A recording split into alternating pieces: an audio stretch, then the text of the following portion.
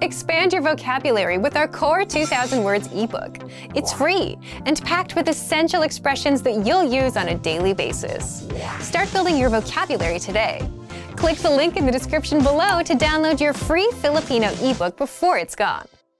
Learning to carry a conversation is vital to mastery of any language.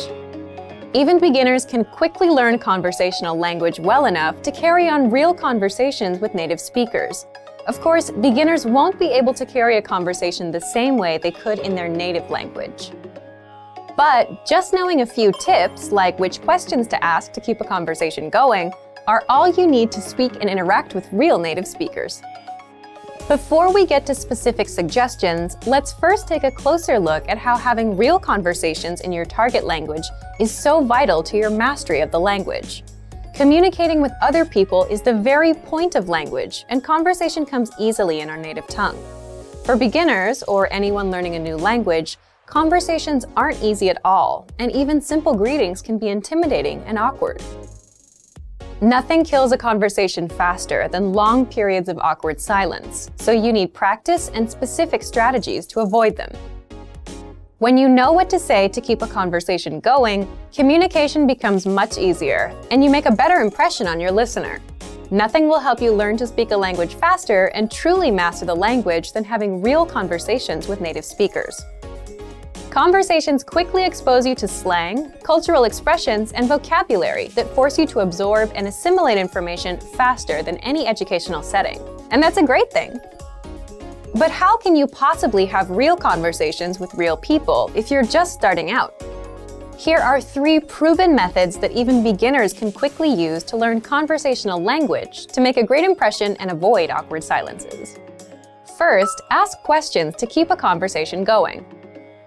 For beginners and even more advanced speakers, the key is to ask questions to keep a conversation going. Of course, they can't be just random questions, or else you may confuse the listener. But by memorizing a few key questions and the appropriate time to use them, you can easily carry a conversation with minimal vocabulary or experience. And remember, the more conversations you have, the quicker you will learn and master the language. Second, learn core vocabulary terms as quickly as possible.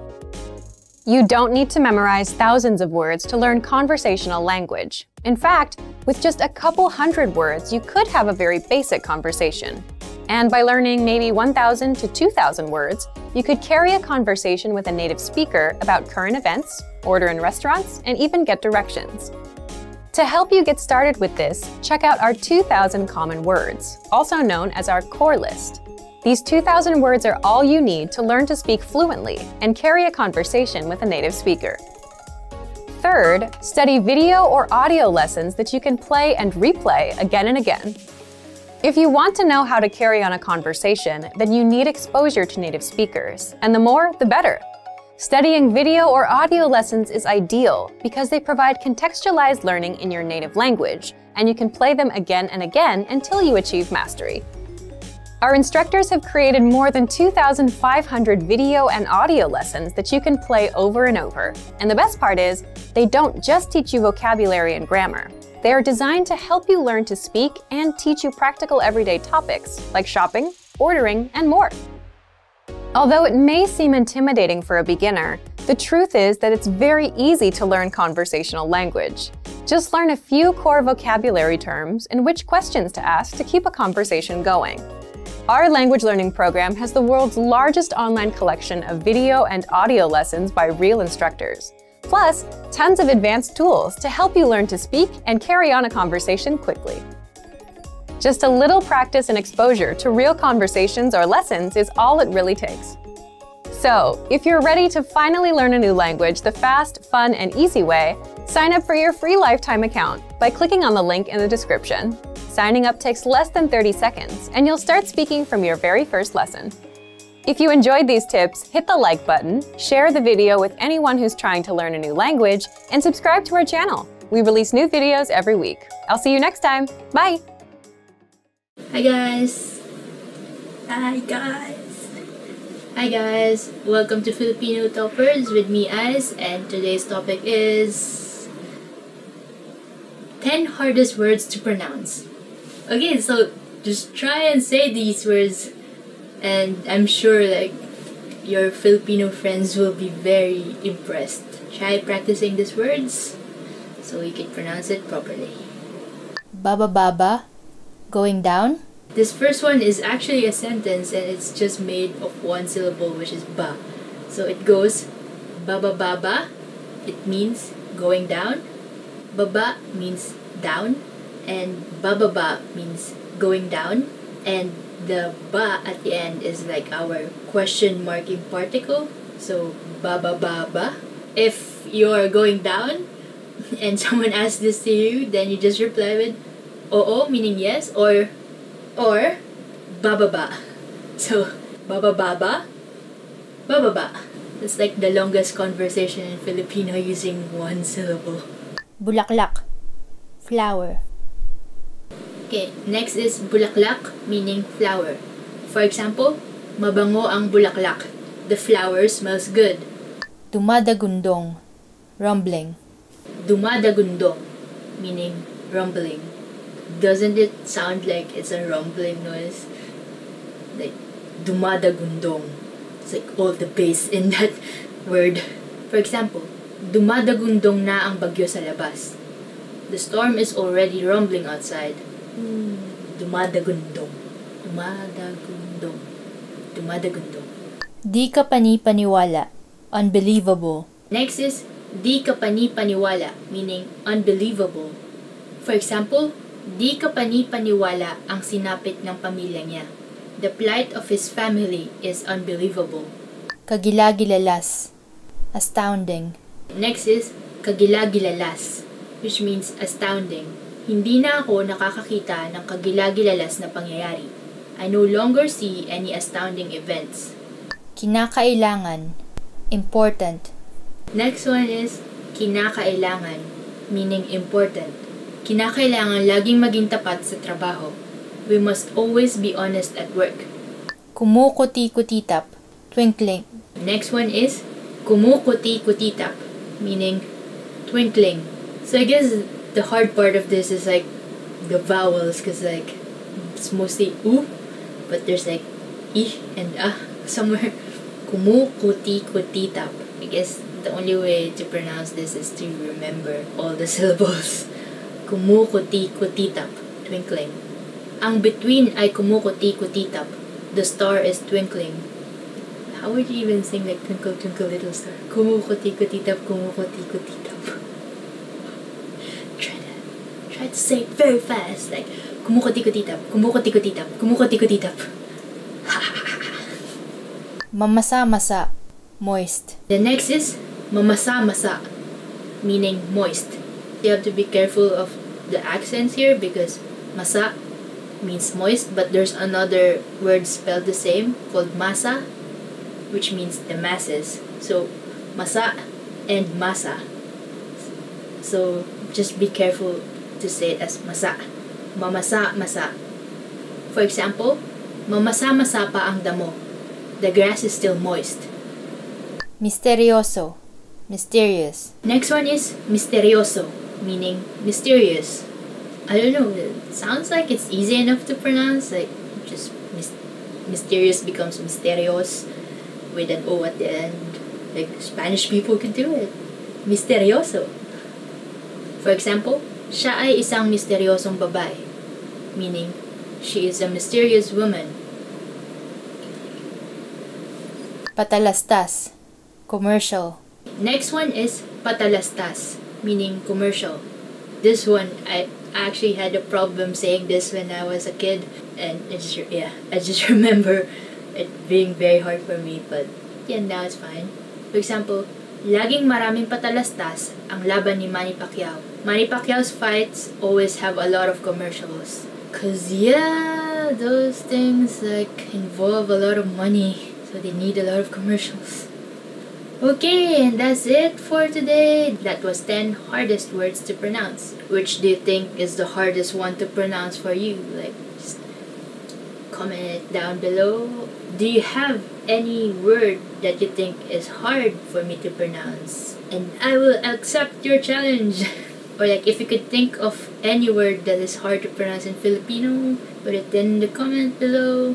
Maybe maybe I'll try to say it for you in the next lessons. Anyway, that's it for today. Thank you for watching, and if you like this video, press the thumbs up and subscribe to our channel. And if you want to learn more Filipino, check out our site, filipinopod101.com. See you again next time. Thank you, salamat, and paalam. May isang mag-asawa na tumitingin sa ilang mga floor plan. Anong apartment ang kanilang pupuntahan para tignan? Kung ito kaya, mayroon itong maganda at malawak na sala. Gusto ko ng malawak na sala, pero gusto ko rin ng espasyo para sa parking. Tignan natin. Kung ito kayang isa? Oo, maganda yan. Puntahan ba natin to para tignan? Teka lang, hindi ba masyadong maliit ang aparador? Magandang punto. Mukhang walang perpekto. Teka, ito kayang isa? Nandito ang lahat ng ating kailangan, hindi ba? At may kalakihan din ang aparador. Puntahan natin ito, tignan. Okay. Anong apartment ang kanilang pupuntahan para tignan?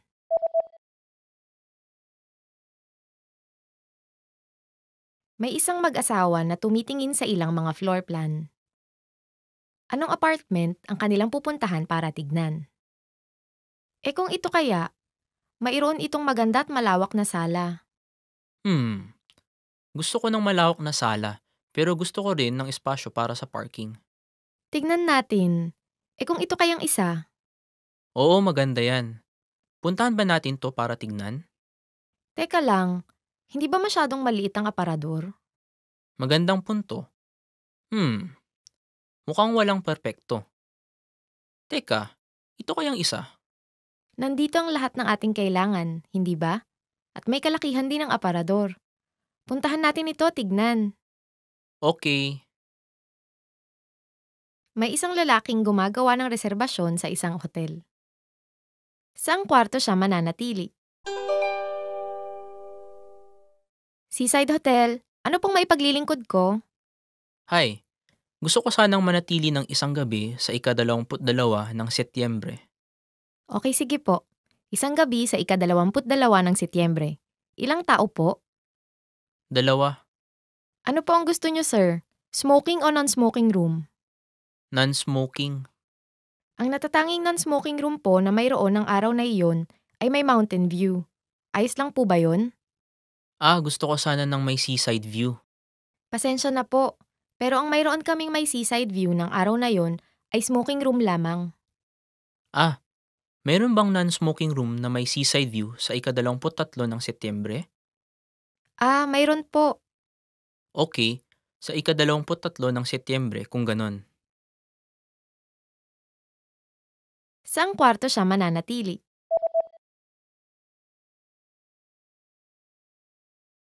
May isang lalaking gumagawa ng reserbasyon sa isang hotel. Saang kwarto siya mananatili? Seaside Hotel, ano pong maipaglilingkod ko? Hi, gusto ko sanang manatili ng isang gabi sa ika-22 ng Setyembre. Okay, sige po. Isang gabi sa ika-22 ng Setyembre. Ilang tao po? 2.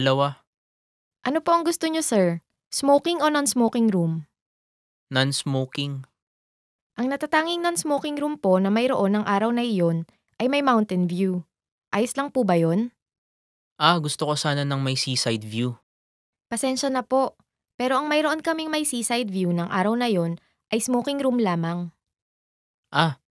Meron bang non-smoking room na may seaside view sa ika-23 ng Setyembre? Mayroon po. Okay, sa ika-23 ng Setyembre kung ganon. May isang babae na nakikipag-usap sa kanyang hairstylist. Anong pagbabago ang gusto niyang gawin sa kanyang buhok? Hi, ano pong maitutulong ko? Hi, mayroon akong reserbasyon ng 3:00 para kay Richie. Opo, Miss Richie. Dito po ang daan. Ano pong maipaglilingkod ko ngayong araw na ito? Gusto ko sanang baguhin ng kaunti ang aking hairstyle. Okay, anong haba po ang gusto ninyo? Mga hanggang balikat. Ayos po. At ang inyong bangs? Hindi ko babaguhin ang bangs. Diretso o hati sa gilid? Medyo sa gilid. Aling gilid po? Siguro medyo sa kaliwa mula sa gitna. Nakuha ko po. Umpisahan natin sa shampoo. Dito po ang daan. Anong pagbabago ang gusto niyang gawin sa kanyang buhok?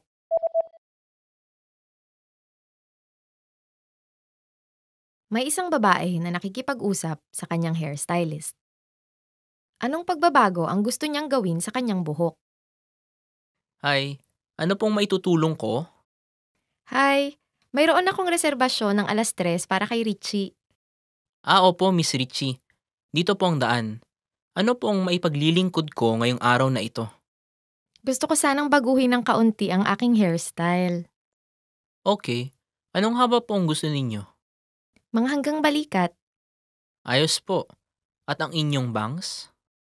Hindi ko babaguhin ang bangs. Diretso o hati sa gilid? Medyo sa gilid. Aling gilid po? Siguro medyo sa kaliwa mula sa gitna. Nakuha ko po. Umpisahan natin sa shampoo. Dito po ang daan. May isang lalaki at babaeng mag-aaral na tumitingin sa mga anunsyo ng trabaho. Sa aling trabaho mag-a-apply ang babaeng mag-aaral?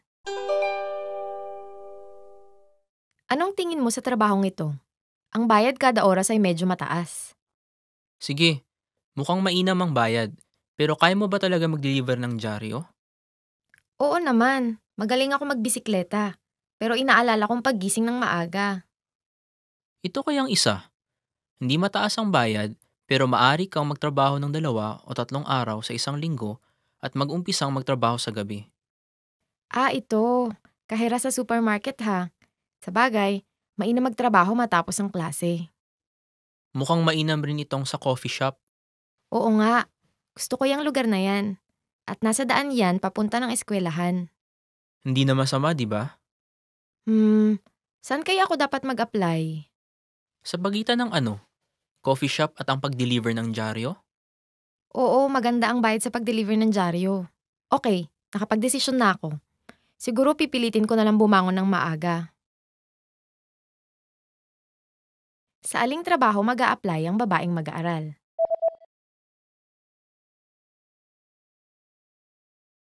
May isang lalaki at babaeng mag-aaral na tumitingin sa mga anunsyo ng trabaho. Sa aling trabaho mag-a-apply ang babaeng mag-aaral? Anong tingin mo sa trabahong ito? Ang bayad kada oras ay medyo mataas. Sige, mukhang mainam ang bayad. Pero kaya mo ba talaga mag-deliver ng dyaryo? Oo naman, magaling ako magbisikleta. Pero inaalala kong paggising ng maaga. Ito kayang isa. Hindi mataas ang bayad, pero maari kang magtrabaho ng 2 o 3 araw sa isang linggo at mag-umpisang magtrabaho sa gabi. Ito. Kahera sa supermarket ha. Sa bagay, mainam magtrabaho matapos ang klase. Mukhang mainam rin itong sa coffee shop. Oo nga. Gusto ko yung lugar na yan. At nasa daan yan papunta ng eskwelahan. Hindi na masama, di ba? Saan kaya ako dapat mag-apply? Sa pagitan ng ano? Coffee shop at ang pag-deliver ng dyaryo? Oo, maganda ang bayad sa pag-deliver ng dyaryo. Okay, nakapag-desisyon na ako. Siguro pipilitin ko na lang bumangon ng maaga. May isang babae na nagsusukat ng damit at nakikipag-usap sa isang salesman. Aling damit ang bibilhin niya? Bagay po sa inyo. At sakto ang sukat. Oo, sukat nga. Pero karaniwan akong nagsusuot ng mga plain na kulay. Hindi ako sanay sa ganitong klase ng pattern. Sa tingin ko po bagay sa inyo. Talaga? Pero kakailanganin ko ng lakas ng loob para maisuot ito. Ito po kayang damit na ito. Mas simple po ang disenyo kaya hindi ganon kagarbo ang dating. Tama ka. Sige, susukatin ko yan. Sige po. Ano po sa tingin ninyo, ma'am? Mas bagay ito sa akin kaysa yung kanina. Mayroon ba kayong bersyon nito na may mahabang manggas na pareho ang disenyo? Mayroon po. Salamat. Sige, bibilhin ko yon. Aling damit ang bibilhin niya?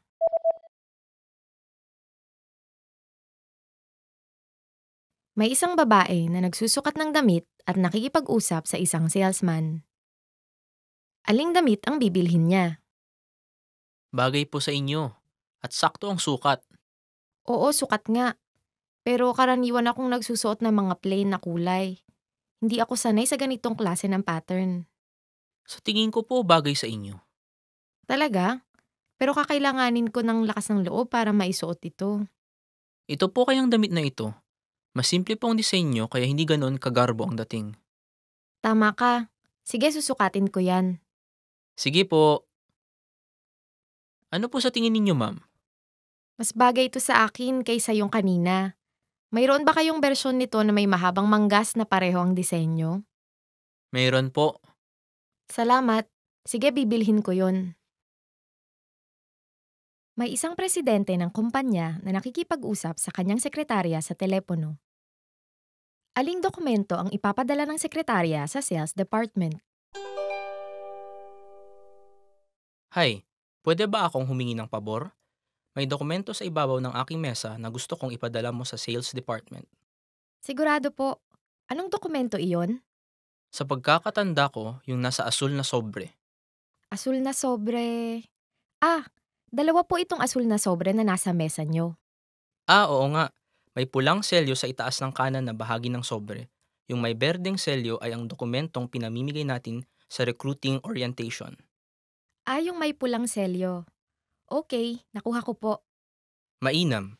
Pakidala yan sa sales department ng 1:00 ng hapon at pakisiguradong maibibigay yan sa manager ng direkta. Kilala mo siya, di ba?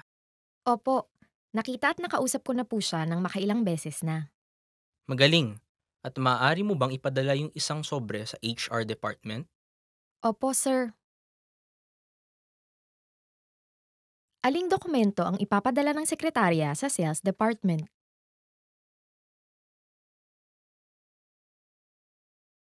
May isang presidente ng kumpanya na nakikipag-usap sa kanyang sekretarya sa telepono.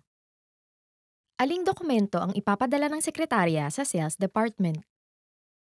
Hi, pwede ba akong humingi ng pabor? May dokumento sa ibabaw ng aking mesa na gusto kong ipadala mo sa sales department. Sigurado po. Anong dokumento iyon? Sa pagkakatanda ko, yung nasa asul na sobre. Asul na sobre... dalawa po itong asul na sobre na nasa mesa nyo. Oo nga. May pulang selyo sa itaas ng kanan na bahagi ng sobre. Yung may berdeng selyo ay ang dokumentong pinamimigay natin sa recruiting orientation. Yung may pulang selyo. Okay, nakuha ko po. Mainam. Pakidala yan sa sales department ng 1:00 ng hapon at pakisiguradong maibibigay yan sa manager ng direkta. Kilala mo siya, di ba? Opo, nakita at nakausap ko na po siya ng makailang beses na. Magaling. At maaari mo bang ipadala yung isang sobre sa HR department? Opo, sir. May isang babae na tumatawag sa isang restaurant sa telepono. Sa aling mesa siya kumain ng tanghalian? Hello, ano pong maitutulong ko? Nagtanghalian ako dyan kanina at sa tingin ko, naiwan ko ang aking scarf. Naiwan po ninyo ang inyong scarf sa mesa? Naaalala niyo po ba kung saan kayo nakaupo? Hahanapin ko po. Nasa bandang likod ng restaurant ako nakaupo. Nasa smoking area o non-smoking area po ba kayo? Sa non-smoking area. Sa counter po ba kayo pumwesto o sa mesa? Nasa mesa ako para sa 4 na tao. Sige po, titignan ko. Mangyari pong maghintay kayo ng sandali. Salamat ng marami. Sa aling mesa siya kumain ng tanghalian?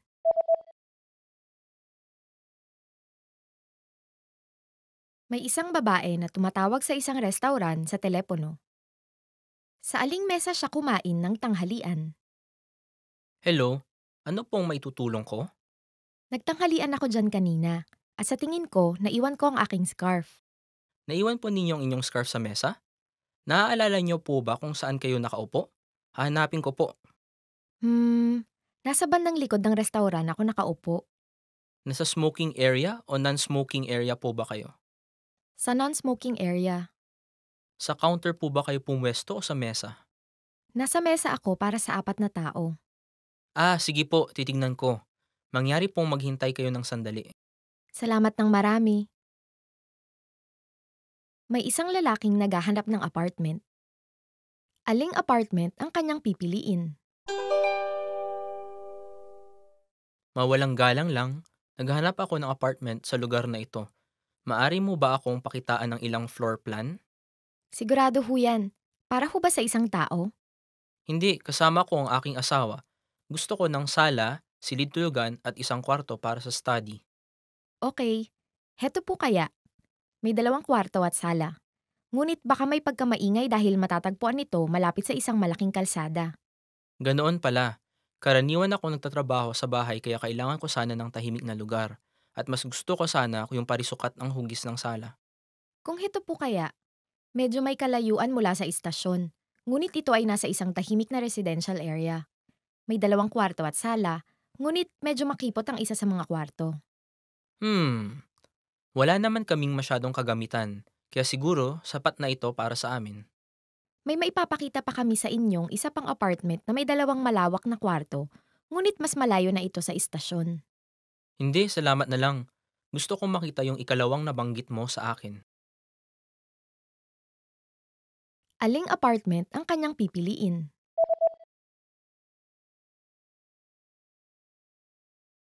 May isang lalaking naghahanap ng apartment. Aling apartment ang kanyang pipiliin? Mawalang galang lang, naghahanap ako ng apartment sa lugar na ito. Maari mo ba akong pakitaan ng ilang floor plan? Sigurado ho yan. Para ho ba sa isang tao? Hindi, kasama ko ang aking asawa. Gusto ko ng sala, silid tulugan at isang kwarto para sa study. Okay. Heto po kaya. May 2 kwarto at sala. Ngunit baka may pagkamaingay dahil matatagpuan ito malapit sa isang malaking kalsada. Ganoon pala.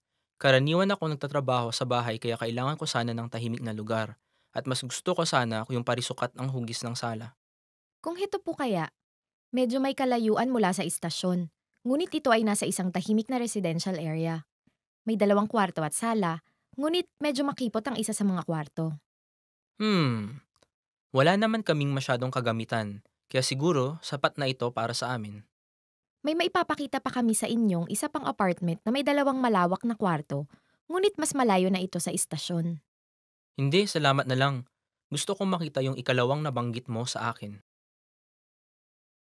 May isang babaeng umuorder ng birthday cake. Aling cake ang kanyang o-orderin? Mawalang galang lang. Gusto ko sana umorder ng birthday cake para sa aking anak na babae. Opo, pwede niyo po bang sabihin sa akin kung anong klase ng cake ang inyong hinahanap? Mahilig sa tsokolate ang anak ko, kaya naisip ko na siguro magiging mainam kung chocolate cake. At pwede niyo bang lagyan ng strawberry? Sigurado po, meron kaming bilog at parisukat na cake. Ano ang mas gusto niyo? Bilog. Okay, magiging ilang taon na po ang inyong anak? Magiging 12 taong gulang na siya. Okay, maghahanda po kami ng 12 kandila. Gusto po ba ninyong magpasulat ng mensahe? Oo, sige. Pakisulat ang Happy Birthday. Oo, sige po. At gusto po ba ninyong nakasulat yun sa pink? Kung ganun, ilalagay po namin sa puting plato. Kung hindi, isusulat namin sa puti at ilalagay sa pink na plato. Pakisulat sa pink at pakilagay sa puting plato. Aling cake ang kanyang o-orderin?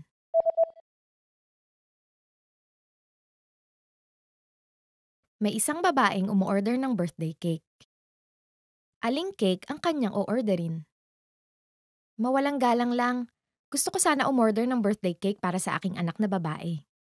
Opo, pwede niyo po bang sabihin sa akin kung anong klase ng cake ang inyong hinahanap?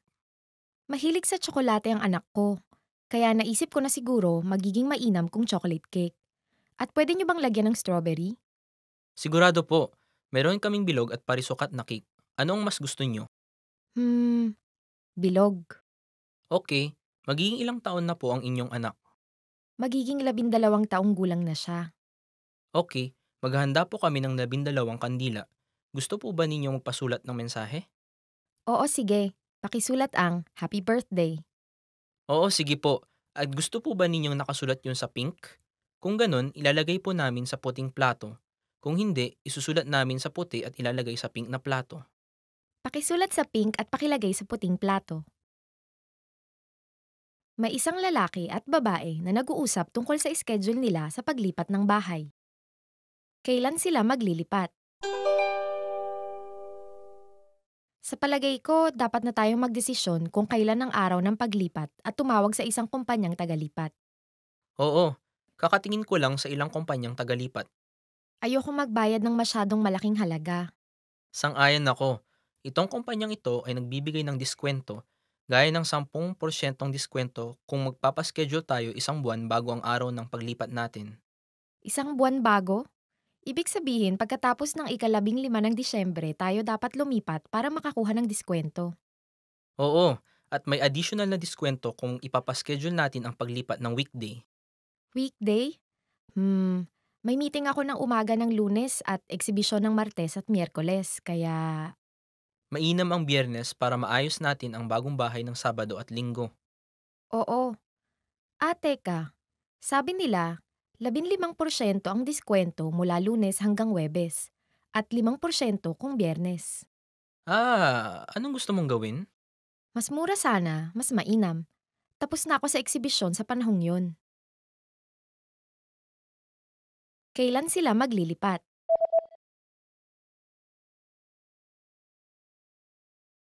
May isang lalaki at babae na nag-uusap tungkol sa schedule nila sa paglipat ng bahay. Kailan sila maglilipat? Sa palagay ko, dapat na tayong magdesisyon kung kailan ang araw ng paglipat at tumawag sa isang kumpanyang tagalipat. Oo, kakatingin ko lang sa ilang kumpanyang tagalipat. Ayoko magbayad ng masyadong malaking halaga. Sang-ayon ako, itong kumpanyang ito ay nagbibigay ng diskwento, gaya ng 10% diskwento kung magpapaschedule tayo isang buwan bago ang araw ng paglipat natin. Isang buwan bago? Ibig sabihin, pagkatapos ng ika-15 ng Disyembre, tayo dapat lumipat para makakuha ng diskwento. Oo, at may additional na diskwento kung ipapaschedule natin ang paglipat ng weekday. Weekday? May meeting ako ng umaga ng Lunes at eksibisyon ng Martes at Miyerkules, kaya Mainam ang Biyernes para maayos natin ang bagong bahay ng Sabado at Linggo. oo. Teka, sabi nila, 15% ang diskwento mula Lunes hanggang Huwebes at 5% kung Biyernes. Anong gusto mong gawin? Mas mura sana, mas mainam. Tapos na ako sa eksibisyon sa panahong yun. Want to speak real Filipino from your first lesson? Sign up for your free lifetime account at filipinopod101.com. Hi guys, welcome to Filipino Top Words. I'm Ice and today's topic is 10 phrases you always want to hear. Ang ganda mo ngayon. You look great today. Okay, the first phrase is ang ganda mo ngayon. You look great today. This is kind of a double-edged sword because if you say you look great today, did they look not great yesterday? But still, it's nice to hear, I guess. Ganda mo ngayon. Makeup ka, no? Miss na kita. I miss you. Next phrase is, miss na kita. I miss you. If you're away and they say I miss you, then that's fine, I guess, because like you're not together. But if someone says you and you've been hanging out like every day, that means something else. Like you're there but not there kind of thing. So see for yourself. So if you want to say that I really miss you, then you just say miss na kita. May bonus sa katapusan ng buwan. There'll be a bonus at the end of the month. Okay, the next phrase that you always want to hear is may bonus sa katapusan ng buwan. There will be a bonus at the end of the month. Yeah, this one, you'd want to hear this. Especially if you're like not good with the bills. Napakagaling mong magluto. You're an excellent cook. Napakagaling mong magluto. You're an excellent cook. If you know how to cook, unlike me, and you give your friends some of the things you cook, and they say this to you, then always want to hear that. Yeah. Magpahinga ka. Ako ang maglilinis ngayon. Take a break. I'll do the cleaning today. Magpahinga ka. Ako ang maglilinis ngayon. Take a break. I'll do the cleaning today. Oh, yeah. Like, Because if you hear this, that would be very great as well. I need help with the cleaning. Tama ka. You were right. Okay, another thing you might want to hear is tama ka. Or you were right. Yeah, I guess you want to hear this when you're in an argument. Dinalhan kita ng isang special na bagay. I brought you something special. Next one is, dinalhan kita ng isang special na bagay. That means, I brought you something special. I want something special. Unlimited ang budget. The budget is unlimited. Next phrase you would want to hear is, unlimited ang budget. Or, the budget is unlimited. Definitely. If you want like, bunch of equipment, and they say to you, the budget is unlimited. Like, yeah! Ililibre kita. I'll treat you. Next one is, ililibre kita. Meaning, I'll treat you. Ah, so nice. Oh, many Filipinos love hearing this. So like, if you want to make Filipino friends, make sure to say this. Yeah. Ang bait mo. You're kind. Ang bait mo. Meaning, you're kind. Sometimes it's nice to know that like, your kindness is being appreciated. So like, if someone says this to you, then you'll feel happy, I guess. If you want to convey that they're very kind, just repeat the adjective. So it's gonna be, ang bait-bait mo. So that means, you're very kind. Okay, and that's it for this topic. 10 phrases you always want to hear. And if you like this video, press the thumbs up button and subscribe to our channel somewhere. And to learn more Filipino, please go to filipinopod101.com. And I'll see you next time. Salamat, thank you, paalam. Want to speed up your language learning? Take your very first lesson with us. You'll start speaking in minutes and master real conversations. Sign up for your free lifetime account. Just click the link in the description.